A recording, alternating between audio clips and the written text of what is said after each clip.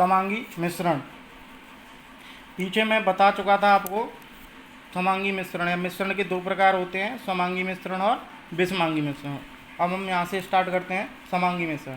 तो वे मिश्रण जिनकी संरचना एक जैसी दिखाई देती है समांगी मिश्रण कहलाते हैं। जैसे एग्जाम्पल हैं इसके मिश्र धातु का मतलब पीतल, कांसा, जितनी मिश्र धातु हैं सब ये समांगी मिश्रण में आती हैं। जल और चीनी का मिश्रण, देखो जल में जब चीनी घोलते हैं तो हमें जल से जैसी आकृति दिखाई देती है, चीनी अलग दिखाई नहीं देती, तो इसे हमें समांगी मिश्रण कहेंगे। विषमांगी मिश्रण, वे मिश्रण जिनकी संरचना अलग अलग दिखाई देती है समांगी मिश्रण कहलाते हैं। एग्जाम्पल जल और बालू का मिश्रण, जल और तेल का मिश्रण। देखो जल में जब बालू या तेल मिलाएं तो इन दोनों की आकृति अलग अलग, बालू अलग दिखाई देगी, जल अलग दिखाई देगा, ऐसी तेल अलग दिखाई देगा, जल अलग दिखाई देगा। तो ये हमारे किस में आते हैं? विषमांगी मिश्रण में। अब देखें नई एडिंग विलयन, तो दो या दो से अधिक पदार्थों से बने समांगी मिश्रण को विलयन कहते हैं। तो यानी समांगी मिश्रण जो होते हैं उन्हें हम विलयन भी कहते हैं। तो समांगी मिश्रण के उदाहरण जैसे कि मिश्र धातु है, ये विलयन में आते हैं। चीनी और जल का मिश्रण है, ये विलयन होगा। तो विलयन के दो घटक होते हैं, विलेय और विलायक। तो विलेय जो पदार्थ दूसरे पदार्थ में घोले जाते हैं विलेय कहलाते हैं, तथा विलयन में कम मात्रा में उपस्थित होते हैं। ठीक है, तो जो पदार्थ में दूसरे पदार्थ में घोल रहे हैं वो विलेय होते हैं। क्या होते हैं? विलेय, जिन्हें हम दूसरे पदार्थों में घोलते हैं। चीनी और जल के विलयन में चीनी विलेय है, यानी चीनी या नमक जल में घोले हैं तो चीनी और नमक दोनों ही उसमें विलेय हैं। विलायक, जो पदार्थ अपने में दूसरे पदार्थ को घोलते हैं या जिनमें विलेय घोला जाता है विलायक कहलाते हैं। जैसे कि जल एक विलायक है, एल्कोहल भी विलायक है।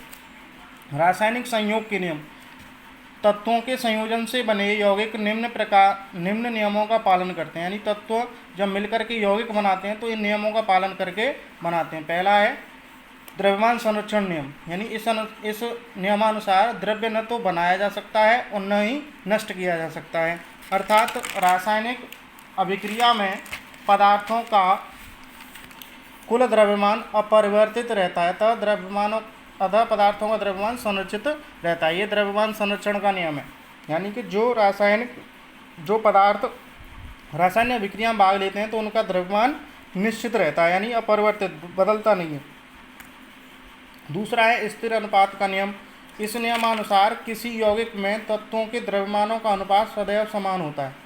यानी किसी यौगिक में तत्वों के द्रव्यमानों का अनुपात सदैव समान होता है। अर्थात एक यौगिक में निश्चित प्रकार के तत्व एक निश्चित अनुपात में उपस्थित होते हैं, अतः तत्वों के द्रव्यमान का अनुपात स्थिर रहता है। गुणित अनुपात का नियम, इस नियमानुसार यदि दो तत्व मिलकर एक या एक से अधिक यौगिक बनाते हैं तो एक तत्व के साथ दूसरे तत्व के द्रव्यमान छोटे पूर्णांकों के अनुपात में होते हैं। अर्थात दो तत्वों से मिलकर बने यौगिक में एक तत्व का द्रव्यमान दूसरे तत्व के अलग अलग द्रव्यमान से क्रिया करता है। जैसे कि यहाँ पर एग्जाम्पल बताया जाए CO और CO2, कार्बन मोनोऑक्साइड और कार्बन डाइऑक्साइड। तो कार्बन मोनोऑक्साइड, कार्बन का एक अणु है, ऑक्सीजन का एक अणु है। यहाँ पर कार्बन का एक है, ऑक्सीजन के दो हैं। तो कार्बन और ऑक्सीजन दो ही तत्व हैं, लेकिन इनके परमाणु अलग अलग लिए जा रहे हैं, तो यहाँ द्रव्यमानों की संख्या इनकी अलग अलग होगी, तो इनका अनुपात भी निश्चित होता है। गैलू-सैक का नियम, इस नियमानुसार समान ताप तथा दाब पर गैसों के संयोग में उनके आयतन में निश्चित अनुपात होता है। यानी कि जो गैसें होती हैं, जब गैस संयोग करके उनका मिश्रण बनता है या जो यौगिक बनते हैं उनके आयतन में निश्चित अनुपात होता है। जैसे कि यहाँ पर द्रव्यमान में था अनुपात में, घनत्व अनुपात वाले में द्रव्यमान में अनुपात निश्चित था, यहाँ आयतन में, गैसों में आयतन में होता है। आवोगाद्रो नियम, इस नियमानुसार समान ताप तथा ताप पर गैसों के समान आयतन में, यानी कि ताप समान होना चाहिए, दाब समान होना चाहिए और आयतन भी समान होना चाहिए। तो उनमें अणुओं की संख्या, अलग अलग गैस हों तो उनमें अणुओं की संख्या समान होगी। ये हमारा आवोगाद्रो नियम है। अब आता है डाल्टन का परमाणु सिद्धांत।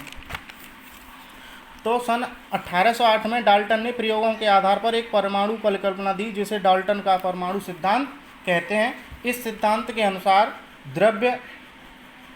के अनुसार उन्होंने कुछ बातें बताई या सिद्ध की, तो जिसमें से पहला था कि द्रव्य अति सूक्ष्म तथा अविभाज्य कणों से मिलकर बना होता है।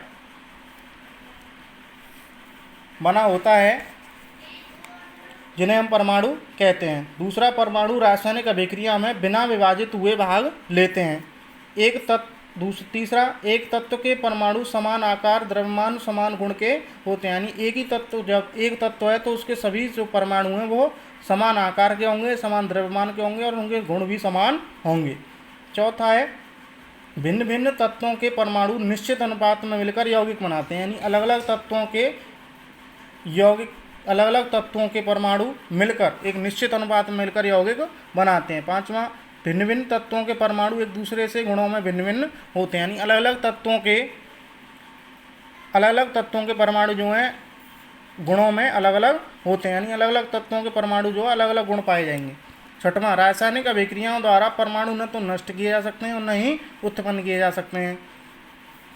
और उसके बाद परमाणु की डेफिनेशन निकल के आती है पूरे सारांशों से लेकर के कि किसी तत्व का वह सूक्ष्मतम कण जो बिना विभाजित हुए रासायनिक अभिक्रिया में भाग लेता है परमाणु कहलाता है। ठीक है, तो यानी हम कह सकते हैं कि किसी तत्व का वह सूक्ष्मतम कण जो बिना विभाजित हुए यानी बिना टूटे, टूट नहीं सकता, वो रासायनिक अभिक्रिया में भाग लेता है, हमारा क्या कहलाता है? परमाणु कहलाता है। इससे आगे की वीडियो में मिलूंगा।